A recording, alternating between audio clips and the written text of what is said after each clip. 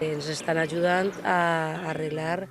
tots els desperfectes que vam tindre fa un any, que a Eslida va caure quasi 400 litres en un dia, i han començat el que és arreglar la pista de Loret per poder seguir cultivant els olivars que n'hi ha allí i per temes de prevenció d'incendis. Hem vist alguns dels carrers, escales i carrers que s'està millorant la seva accessibilitat en el Castelló Avanza.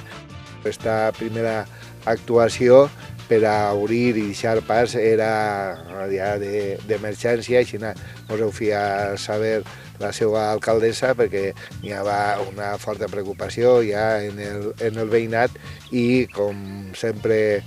fem des del Consorci de Bombers s'ha fet aquesta actuació i ja el pas quedarà lliure.